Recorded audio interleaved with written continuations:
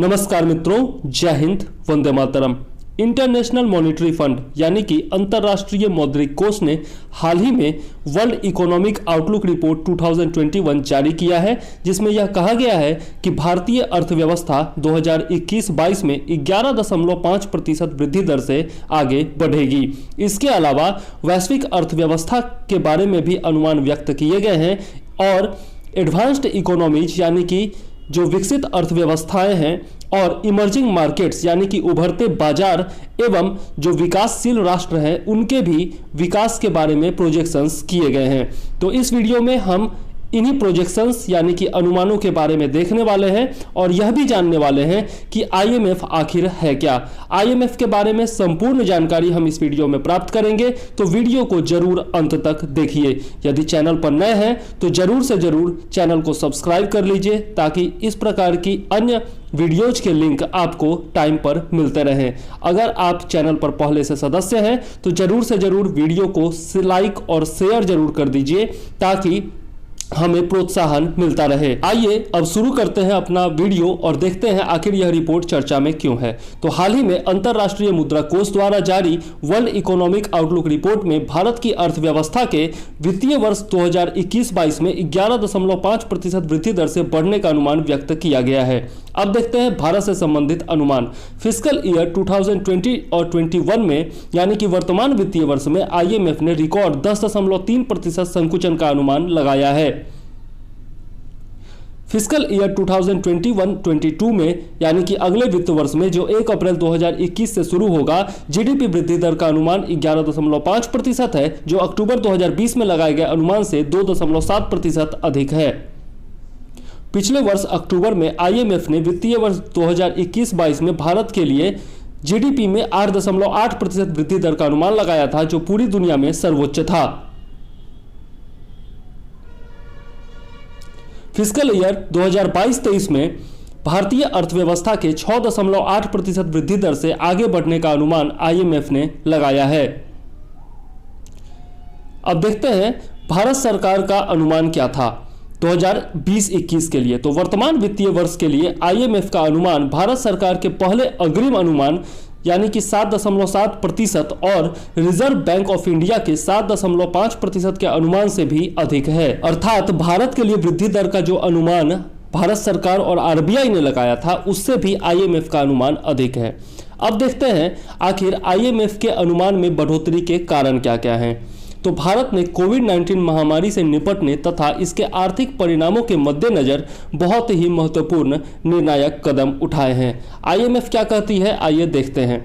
इस महीने की शुरुआत में आईएमएफ की प्रबंध निदेशक क्रिस्टलीन जॉर्जिएवा ने कहा था कि भारत ने वास्तव में महामारी और उसके आर्थिक प्रभाव से निपटने के मामले में निर्णायक कदम उठाया है। उन्होंने कहा था कि भारत की जितनी आबादी है और जिस तरह से लोग आसपास रहते हैं उसमें लॉकडाउन बहुत बड़ा कदम था। उसके बाद भी भारत ने लक्षित पाबंदियां और लॉकडाउन लगाया। आईएमएफ प्रमुख ने कहा कि उनके इसके साथ नीतिगत कदम भी उठाए गए। अगर आप संकेतकों को देखें तो भारत आज कोविड पूर्व स्तर पर पहुंच गया है, यानी अर्थव्यवस्था में उल्लेखनीय रूप से पुनरुद्धार हुआ है। आइए अब देखते हैं कोविड-19 महामारी के दौरान भारत सरकार द्वारा उठाए गए कुछ महत्वपूर्ण कदमों के बारे में। इनमें हम देखते हैं कि रिजर्व बैंक ऑफ इंडिया के द्वारा कोविड-19 आर्थिक राहत पैकेज की घोषणा की गई थी और इस बारे में वीडियो हम बना चुके हैं, तो वो वीडियो जरूर देखिए। फिर है प्रधानमंत्री गरीब कल्याण योजना। इसके तहत भारत सरकार ने गरीबों के लिए 1,70,000 करोड़ के राहत पैकेज की घोषणा की ताकि वो कोविड-19 महामारी के खिलाफ युद्ध में आसानी से लड़ सकें।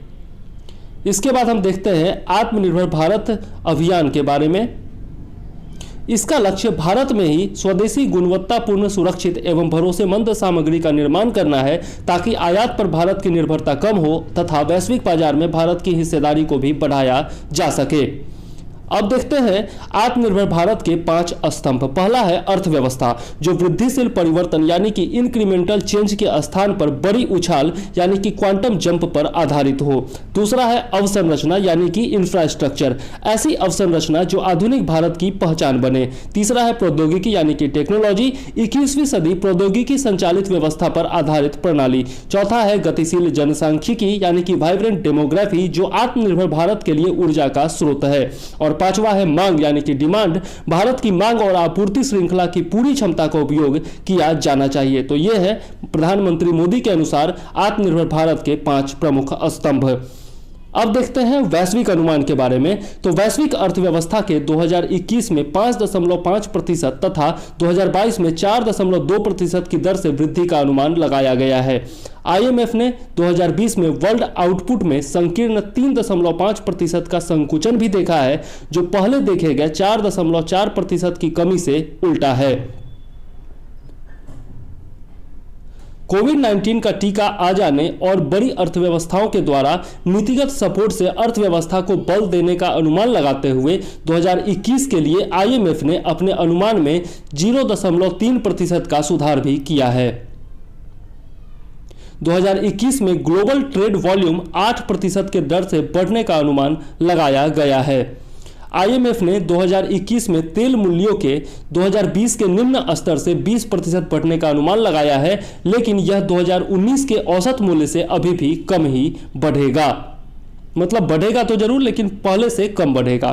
तेल के अलावा अन्य सामग्रियों के मूल्य में भी बढ़ोतरी का अनुमान है, विशेषकर धातुओं के मूल्य 2021 में तेजी से बढ़ेंगे। अब देखते हैं पूरे विश्व के बारे में IMF क्या कहता है। तो पूरी दुनिया की बात करें तो IMF की इस रिपोर्ट में 2021 में वैश्विक अर्थव्यवस्था में 5.5% की वृद्धि का अनुमान लगाया गया है, जो अक्टूबर 2020 में लगाए गए अनुमान से 0.3% अधिक है।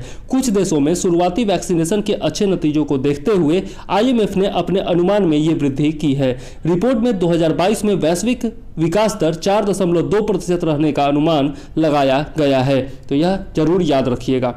आगे देख लेते हैं ग्लोबल इकोनॉमी के बारे में। देखें तो 2020 में -3.5%, 2021 में 5.5% और 2022 में 4.2% की दर से बढ़ेगी। इसके बाद देखते हैं एडवांस इकोनॉमीज के बारे में। तो 2020 में -4.9%, 2021 में 4.3%, 2022 में 3.1%। यदि इमर्जिंग मार्केट्स की बात करें और डेवलपिंग इकोनॉमीज की बात करें तो 2020 में -2.4%, 2021 में 6.3% और 2022 में 5% रहने का अनुमान लगाया गया है।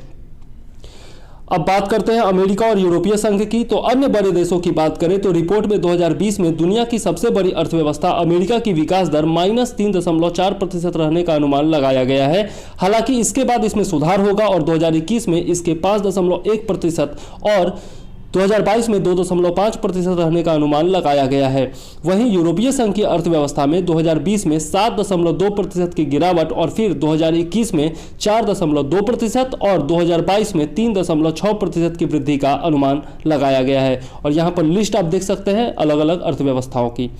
अब बात करते हैं IMF की। तो अंतर्राष्ट्रीय मुद्रा कोष और अंतर्राष्ट्रीय पुनर्निर्माण और विकास बैंक दोनों की स्थापना जुलाई 1944 में Bretton Woods New Hampshire USA में आयोजित 44 देशों के सम्मेलन में की गई थी। अंतर्राष्ट्रीय मुद्रा कोष और IBRD की स्थापना एक ही समय एक ही जगह पर हुई थी। इस कारण इन दोनों को ब्रेटन वुड्स ट्विंस के नाम के रूप में जाना जाता है।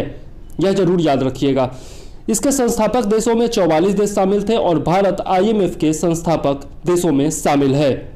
यह बहुत ही महत्वपूर्ण था। बात करें इसके सदस्य देशों की तो कुल सदस्य देश है 189। और याद रखिएगा आमतौर पर IMF का हर सदस्य देश विश्व बैंक का सदस्य बन जाता है और यदि IMF वो छोड़ देता है तो ऑटोमेटिकली विश्व बैंक से निकाल दिया जाता है। IMF का मुख्यालय वाशिंगटन DC में है, यह भी याद रखिएगा। आगे देख लेते हैं प्राथमिक उद्देश्य क्या क्या है। तो दुनिया में विनिमय स्थिरता को बढ़ावा देना, अंतर्राष्ट्रीय मौद्रिक सहयोग को बढ़ावा देना, अंतर्राष्ट्रीय व्यापार का विस्तार और संतुलित विकास को सुविधाजनक बनाना। इसके अलावा अन्य जो उद्देश्य है उनमें भुगतान की बहुपक्षीय प्रणाली की स्थापना में सहायता करना, भुगतान संतुलन की कठिनाइयों का सामना करने वाले सदस्य देशों को भुगतान असंतुलन ठीक करने के लिए संसाधन उपलब्ध कराना। आगे देखते हैं प्रकाशन के बारे में। तो वर्ल्ड इकोनॉमिक आउटलुक रिपोर्ट का प्रकाशन करती है, जिसके बारे में हम लोग देख ही रहे हैं। इसके अलावा वैश्विक वित्तीय स्थिरता रिपोर्ट यानी कि ग्लोबल फाइनेंशियल स्टेबिलिटी रिपोर्ट, वित्तीय निगरानी यानी कि फिस्कल मॉनिटर और क्षेत्रीय आर्थिक रिपोर्ट यानी कि रीजनल इकोनॉमिक रिपोर्ट्स यह जारी करती है। आगे देखते हैं इसके कार्यकारी बोर्ड के बारे में। तो IMF के कार्यकारी बोर्ड में 24 कार्यकारी निदेशक होते हैं और ये भौगोलिक दृष्टि से आधारित रोस्टर प्लान के तहत सभी 189 देशों का प्रतिनिधित्व करते हैं। प्रत्येक सदस्य देश गवर्नर बोर्ड की बैठकों में भाग लेने के लिए 2 गवर्नर नामित करता है। आमतौर पर सदस्य देश के वित्त मंत्री IMF की बैठकों में गवर्नर के पद का प्रतिनिधित्व करते हैं, लेकिन यदि वित्त मंत्री अनुपस्थित है तो RBI के गवर्नर उनकी जगह लेता है। आगे बात करते हैं कर्मचारियों की। तो 150 देशों से लगभग 2700 कर्मचारी इसमें शामिल हैं और कुल कोटा जो है वो 477 बिलियन SDR है, यानी कि 692 मिलियन $। विशेष आहरण अधिकार आवंटन देखें तो SDR का कुल वैश्विक आवंटन 204 अरब SDR या 296 बिलियन $। है। SDR बास्केट देखें तो SDR का मूल्य 5 मुद्राओं की टोकरी द्वारा निर्धारित किया जाता है, जिसमें शामिल मुद्राएं हैं यूरो, $, जापानी येन, चीनी युआन और पाउंड स्टर्लिंग। चीनी युआन को 2016 में SDR टोकरी में 5वीं मुद्रा के रूप में शामिल किया गया था। मुद्रा भार देखें तो SDR का मूल्य निर्धारित करने में सबसे अधिक भार अमेरिकी डॉलर का है, जो कि 41.73% है और उसके बाद यूरो का नंबर आता है जो 30.93% है। SDR कोटा देखें तो वर्तमान में IMF में भारतीय कोटा 2.76% है SDR कोटा, और संयुक्त राज्य अमेरिका का कोटा सबसे अधिक 17.46% है। इसके बाद जापान 6.48% और चीन 6.41% का नंबर आता है। बात करें उधार क्षमता की तो IMF अपने सदस्य देशों को लगभग $1 ट्रिलियन उधार देने में सक्षम है और सबसे बड़े उधारकर्ता कौन है? ग्रीस, यूक्रेन, पाकिस्तान और मिस्र। पाकिस्तान तो कटोरा लेके हर जगह मौजूद रहता ही है। अब देखते हैं IMF की स्थापना अंतरराष्ट्रीय आर्थिक सहयोग के लिए एक ढांचा बनाने के लिए की गई थी। यह संगठन अपने कुछ उद्देश्यों को प्राप्त करने में जरूर सफल रहा है, लेकिन इस संस्था पर अमीर देशों का कब्जा ज्यादा है क्योंकि इसके कोटे में इन अमीर देशों की भागीदारी ज्यादा है। शायद यही कारण है कि IMF के प्रबंध निदेशक के पद पर अब तक केवल यूरोपीय लोगों की ही नियुक्ति की गई है।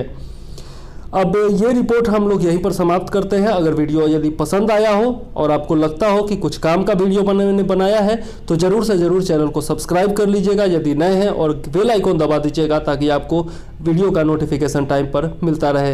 यदि चैनल पर आप पुराने सदस्य हैं तो इस कार्यक्रम में ज्वाइन कीजिए। BPSC 66 का प्रोग्राम है नया, ठीक है, और आप सारे डिटेल यहाँ पर देख सकते हैं। अब वीडियो को यहीं पर समाप्त करते हैं। पूरा देखने के लिए धन्यवाद। जय हिंद।